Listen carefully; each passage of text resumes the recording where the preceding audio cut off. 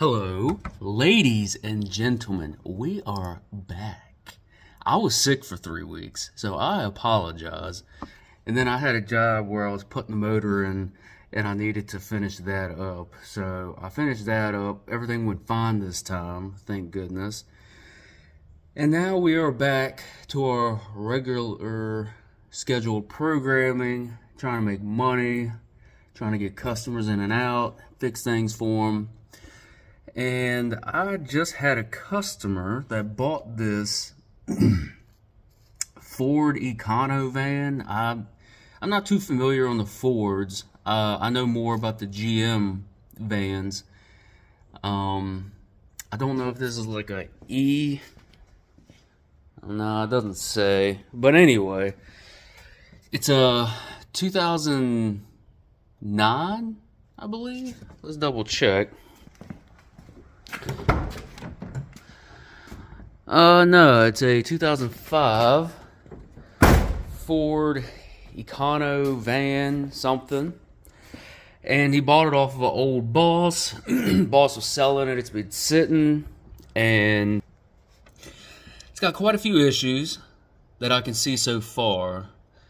The customer bought it knowing that it had a misfire. The old owner bought coil packs for it. I'm pretty sure this came off of Amazon. I know nowadays made in China don't mean nothing. Everything comes from there. But what I do know, I mean, it has some good packaging. I keep throwing stuff everywhere. I mean, it's nice packaging. I'll give it that. Nice clean print on this styrofoam bag stuff. But one thing I did know, and these do look like the correct coils, because I believe this is a 4.6. I checked it out a little bit and put air in the tires. But one thing I've noticed is these colored topped coil packs, in my experience, they don't work very well.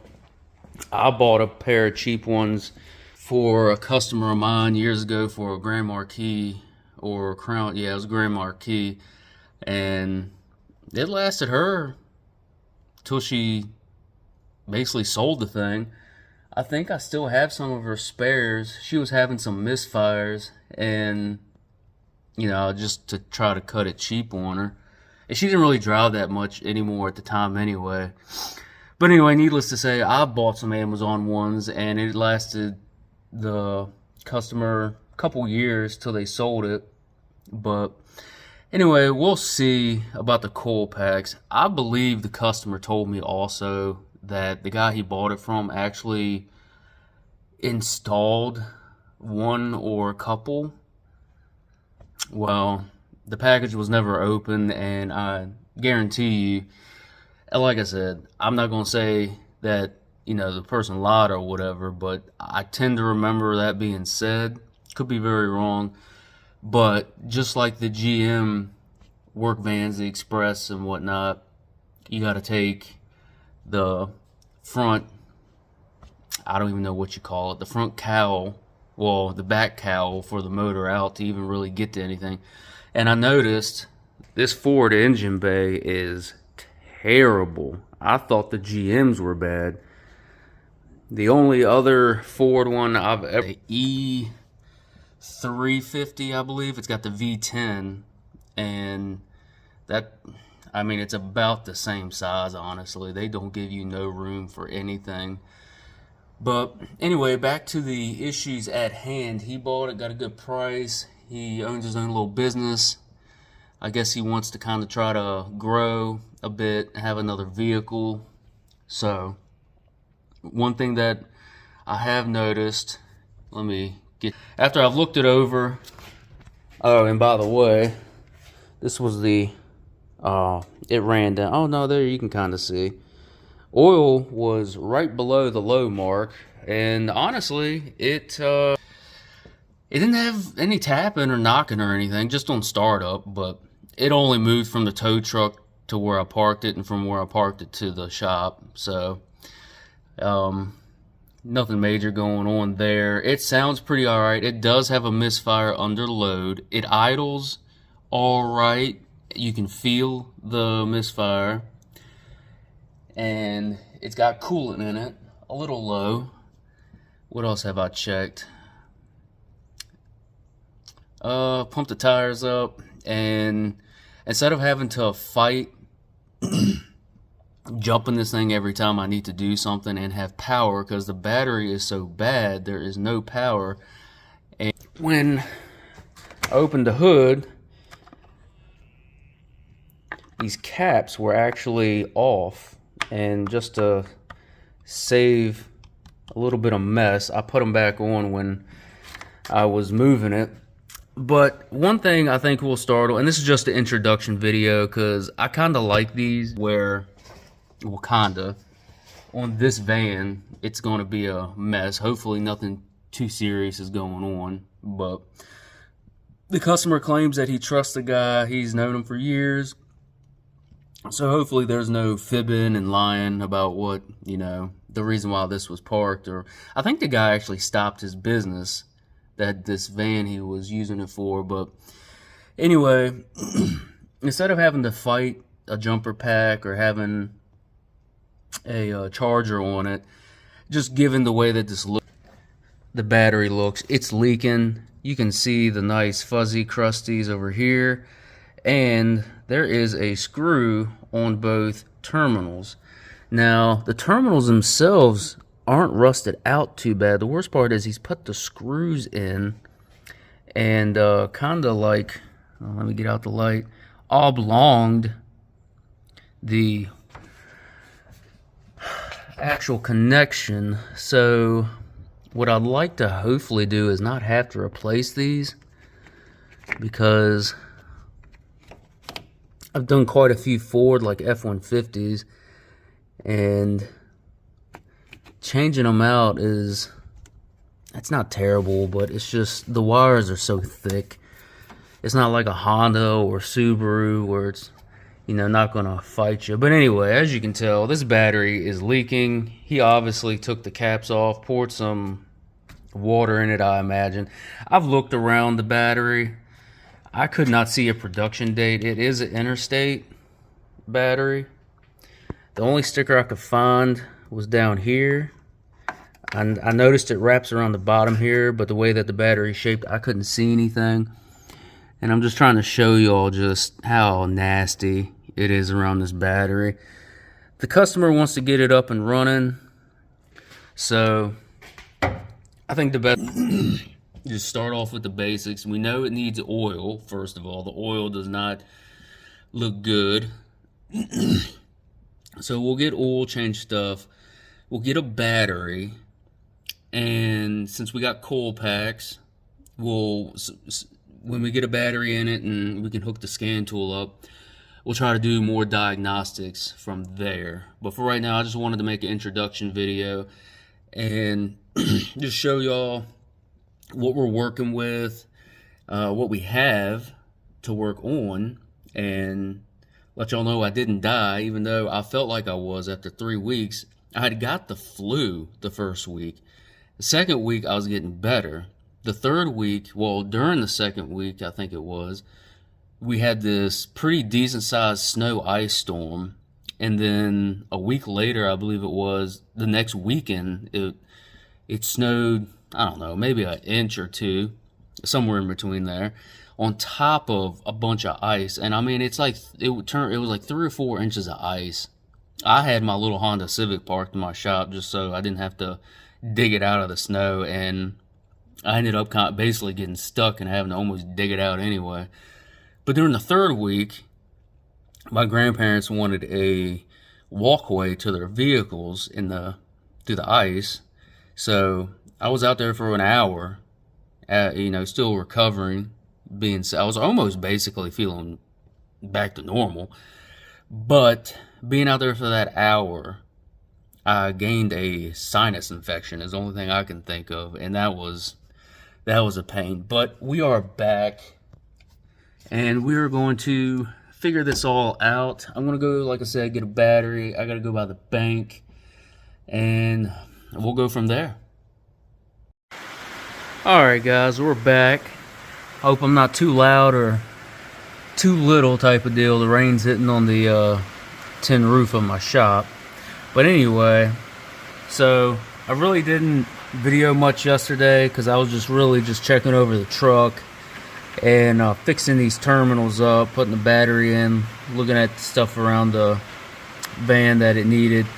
But anyway, as you can see, they're not perfect, but I was able to get a lot of the corrosion off, straighten the terminals out, and they are as tight as a tick's butt. So I talked to the customer. Since his main concern was the misfire and the idling and the driving, we went ahead and made a game plan. Since the old owner, let me get my hand out the camera, the old owner had bought some Amazon coil packs, came with spark plugs, and the customer wanted to go ahead and use the coil packs, and I went ahead and got some Motorcraft spark plugs, because that's one of the few things on a vehicle I always try to keep OEM is coil packs and spark plugs. And plus, the kit that these coil packs came with had iridium plugs. This vehicle this motor calls for platinum. Not that it would have caused any issue really that I can think of, but it's still always nice to just use whatever the manufacturer of the engine put in. But anyway, so I'm in here. Great, now my hand's in the way again. I got the dog box, or whatever they want to call it. I just always call it the rear engine cover, but I know a lot of people are used to calling it like the dog box or whatever. But anyway, so I was trying to figure out the easiest way to do it on this van. This found out it's an E150, and anyway, I was able to do the back two over here on the driver's side, and I can actually get over here and do 3 of them on the passenger side. And unfortunately, I can't really record nothing, because all you're going to do is just have terrible views like that. Just not of the bottom of my chin, but on the, won't see anything, because it's just, as you can see, it's a pain. I mean, I barely got room to do anything. I just put in the second spark plug from the front on this side. I'm working my way back and then going to put the coil packs in. But yeah, let me go ahead and show you some of the issues that I've seen. Put this light down.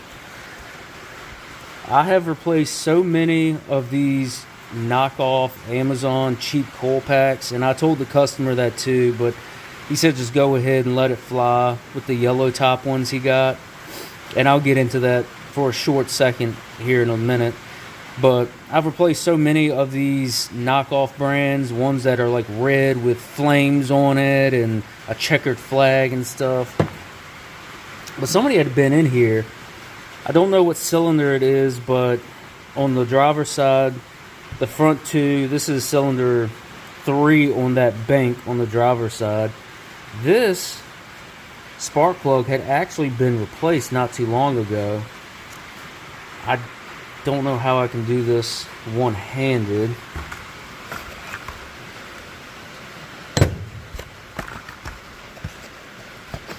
See if this phone will balance. See if I can get a good view for you. So this is the new spark plug I found. Let me see if I can get it to,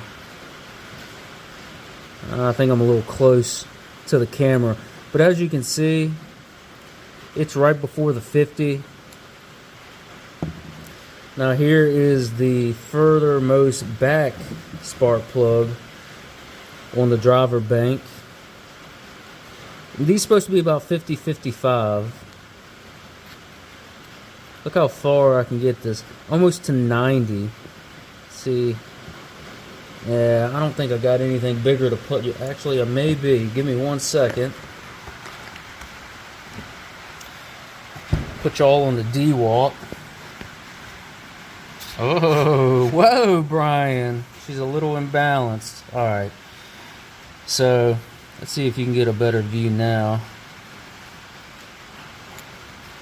So this is about where the plug should be, gap-wise, somewhere around here. This goes all the way up to 90.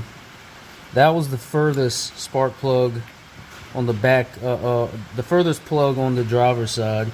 Now here's the furthest plug on the passenger side. I forget which one is that I pulled out so far, but it's pretty wild. I've never seen one have such a big gap.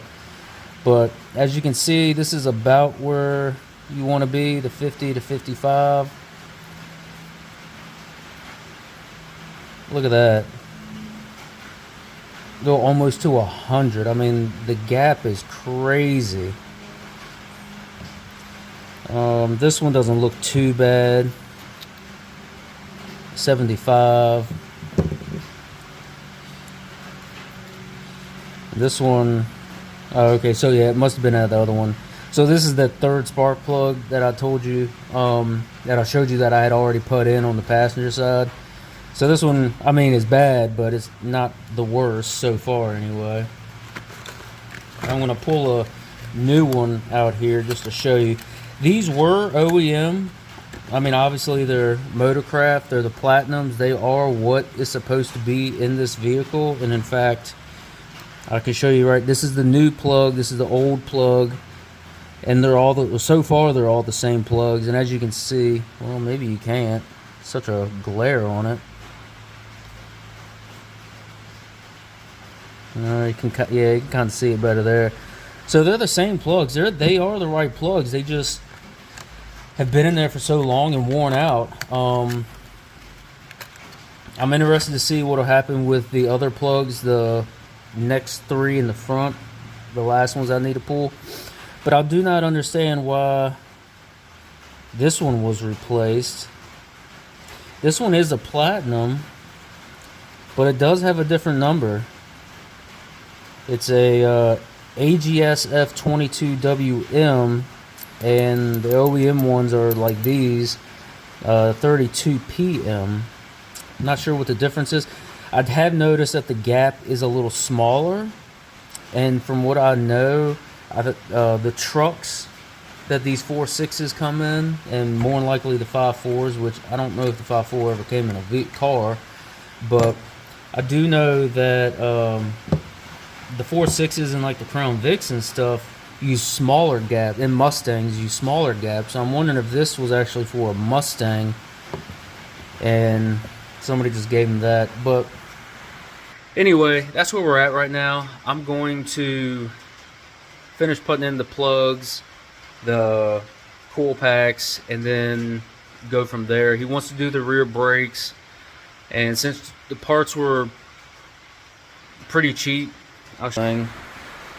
this is the air filter, so he said go ahead and get the air filter, and since the parts were pretty reasonable, I want a filter and go from there.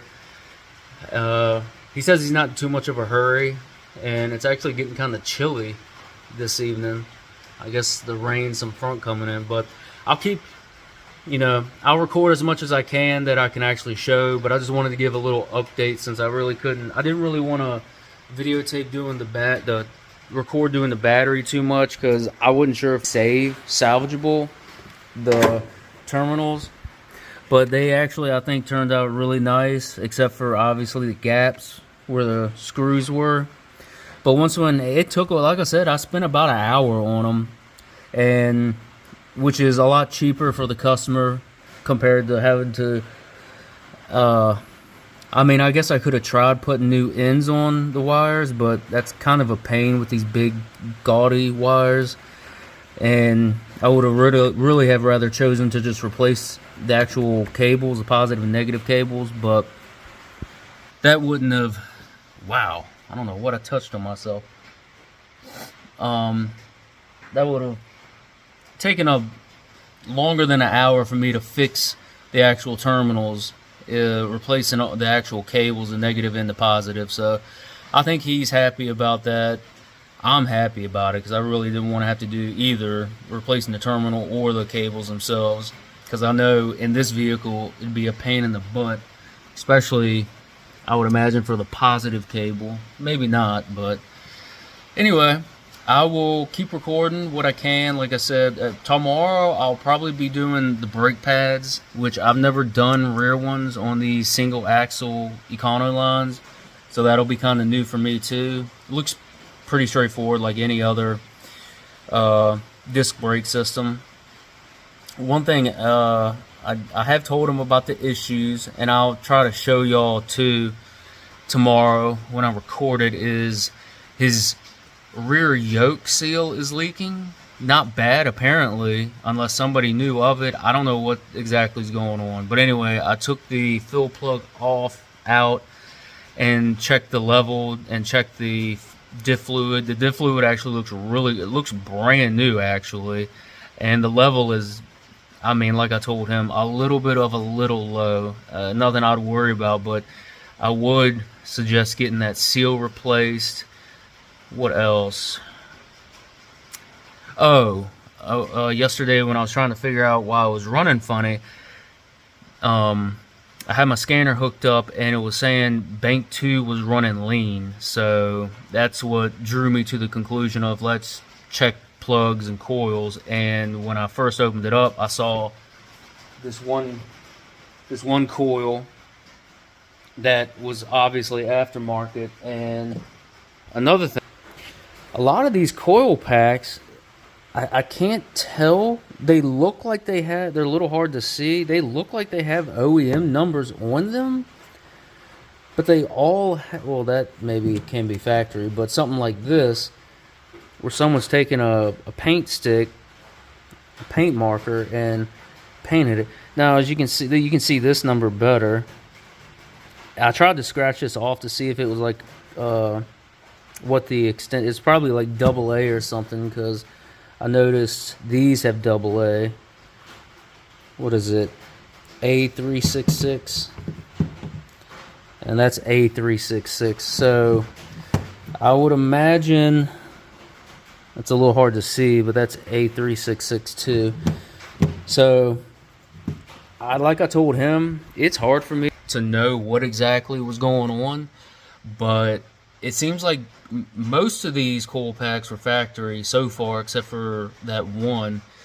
And it looked like somebody might have gone to the junkyard and grabbed some coil packs off of the same motor off of something, because those, now the painted dot, I don't know. I feel like I've seen that before on factory coil packs, but as far as the actual marks, the lines, I've never seen that before, except for maybe a junkyard or something when they mark it when you buy it.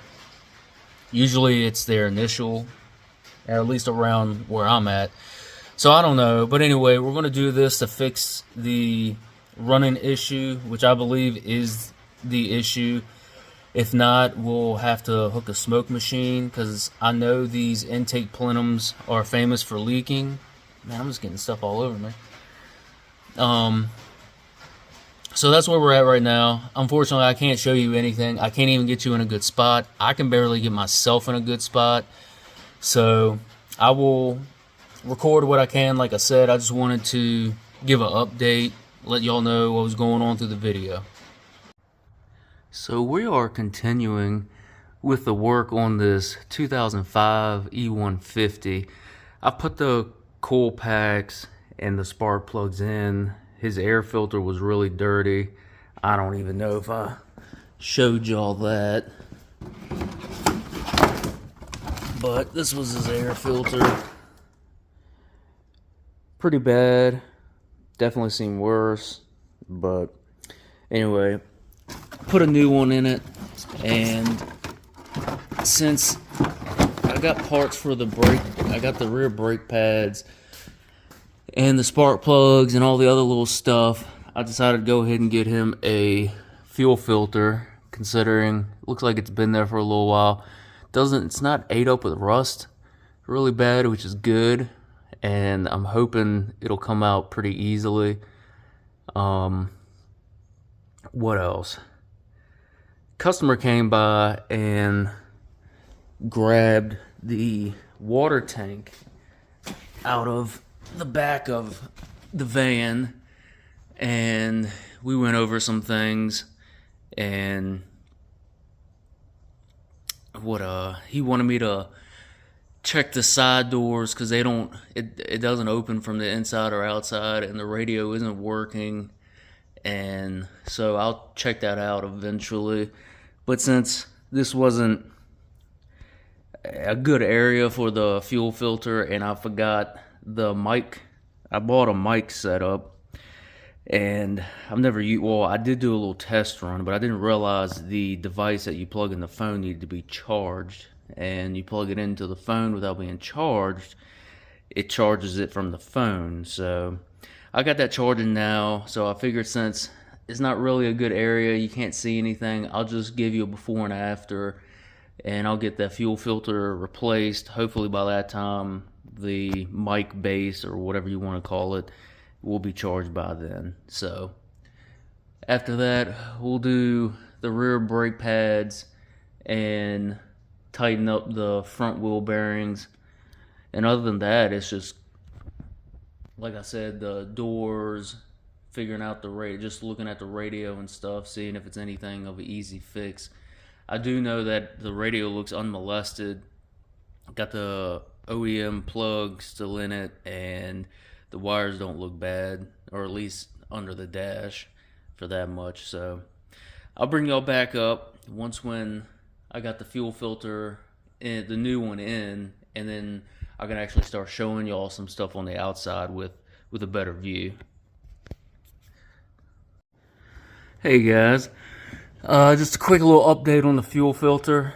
I wanted to just show people some things on these. I'm assuming the E150s, E250s, and E350s are all the same, like Chevy. It's really just a matter of combination of drivetrain and motor. What was I going to say now that I'm all mixed up? So this wasn't, once when I got a game plan and saw what was going on, I finally was able to figure out something on this. So I'm not sure if the configuration will be the same on, like, I'm assuming they have 5.4s, V10s. I know the E350s have a V10 option. But anyway, so it was very hard to get to this rear fuel line with this heat shield for the catalytic converter. Let me zoom out a bit. And so what I ended up doing was, I thought I could take it out the back. So I disconnected the driver rear O2 sensor, and come to find out, I couldn't move it from the back. It would have been sweet, but the stupid gas tank is right in the way. How these people get jobs, well, they just don't care, honestly, because they don't have to work on them. But so what I did was I disconnected the heat shield. It's not bad. There's one bolt in the front, two in the back right here on this transmission subframe. And so what I did was I just pushed it up, and you can't go but so far because you got to watch out for whatever electrical connection this is. And then mainly you'll hit up here at the front O2 on the driver's side. But what I also noticed, I can't really get a good photo or a good view. So what I ended up having to do, because I still wasn't getting enough room, because the hanger, the stay for the fuel filter was pushing the filter out, causing too much tension. It seems like you could get a little more room, but you can't. It's tied in. You probably can't see it. It's not enough light. My arm's in the way, and when I move it, yeah, you still can't see. But anyway, there's a plastic clip on the frame here that holds where it turns into a hard line. So what I ended up doing is taking the fuel filter stay off the holder, and it's just one bolt. It's a 13 millimeter, and this one was in pretty good condition. Yeah, it's rusty, but it's not that bad. Definitely up north in the Rust Belt see worse. Now these are the 3 bolts that hold the heat shield on. These 2 are for the rear, and then this one's on the front. Got a bigger washer on it because I'm assuming because you can pull it out. Don't know how with the fuel tank in the way. I mean, it's a nice thought, but kind of defeats the purpose when you can't actually move it out the way. But these were 10 millimeters, 3 bolts for the heat shield. The stay for the fuel filter was a 13. Once when I got that holder, the fuel filter holder out, the mount for it, I was able to finally get enough room to get my tool in there and disconnect the lines. So that's it. Just wanted to update on that in case anybody is having issues with room on that rear hose. Well, I say rear, but it's technically the front. But so that's that. I'm going to put the new filter on and we'll start working my way around on doing the other things that we mentioned. So, alright, so I'm back. I wanted to show y'all something, but it's a little hard to see, and I don't know how much more gas is in it, but this is why you need to replace your filters regularly. I'm not saying, you gotta be anal about it. Let me see if I can get, this is about the cleanest area you'll be able to see it, if I can get any more of it to come out. Where's the camera? Look how dark that is. It's not going to show up on the concrete very well, but I'm sure you can see the color that's coming out. Now that's coming, and I believe this is an OEM filter. I don't see any markings. But, so, here, let me put this right here. So, this is towards the engine. This is towards the gas tank. So, it's filtering this way. So, all the contaminants are going to be coming out of here. But as you can see, let me get it in the screen. Anyway, y'all saw it. As you can see, this thing might be the original, and it had picked up quite a bit of stuff. I just wanted to show people that, because sometimes they'll, take the lines off the filter and, oh, it's clean. Well, you need to dump it, backfeed it, and see what's actually coming out of there, because the way it's filtered, you got to see. And as you can see, this thing has filtered about all it could really do. Luckily, it wasn't clogged, at least that I could see. It could have been, slightly causing flow issues, but not enough, I don't believe. But anyway, just wanted to share that.